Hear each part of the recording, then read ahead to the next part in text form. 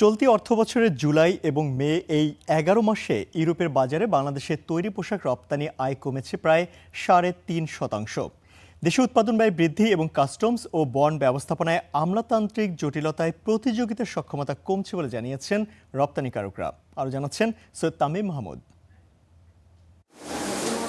পতনের বৃত্তেই যেন ঘুরপাক খাচ্ছে দেশের তৈরি পোশাক রপ্তানি আয়। ইউরোপের বাজারে চীন, ভিয়েতনাম কিংবা তুরস্ক যেখানে নিজেদের আধিপত্য বাড়াচ্ছে, সেখানে নিম্নমুখী দেশের পোশাক রপ্তানি।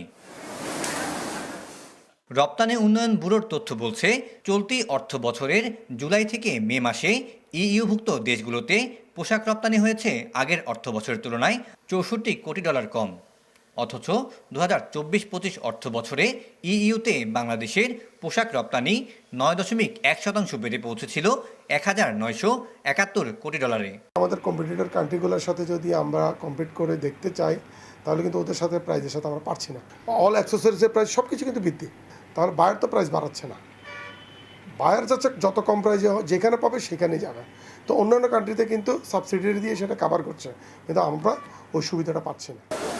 ইইউতে বাংলাদেশের সবচেয়ে বড় বাজার জার্মানিতে মে মাসে রপ্তানি কিছুটা বাড়লেও তা জুলাইয়ের সর্বোচ্চ স্তরের চেয়ে এখনও অনেক কম। একই চিত্র স্পেন, ফ্রান্স ও ইতালির বাজারেও। যুক্তরাষ্ট্রের বাজারে শুল্ক সংক্রান্ত জটিলতায় প্রতিযোগী অনেক দেশ এখন ঝুঁকছে ইউরোপে, ফলে সেখানে বাড়ছে তীব্র প্রতিযোগিতা। বন্ড, কাস্টমস বন্ডে আপনি যখন নতুন কোনো আইটেম আনবেন, আপনার এতগুলো স্ক্রুটিনির মাধ্যমে যেতে হয়। তো যার কারণে আপনি খুব সহজে একটা বায়ারকে যে সাপ্লাই দেবেন ইমিডিয়েট, এবং বায়ারের কাছে কিন্তু টার্নওভার টাইমটা একটা হিউজ ফ্যাক্টর। রপ্তানির এই নেতিবাচক ধারা থেকে বাঁচতে অভ্যন্তরীণ নীতিগত সংস্কার এবং আমলাতান্ত্রিক জটিলতা দূর করার বিকল্প দেখছেন না খাত সংশ্লিষ্টরা। Syed Tamim Mahmud, Star News, Chittagong.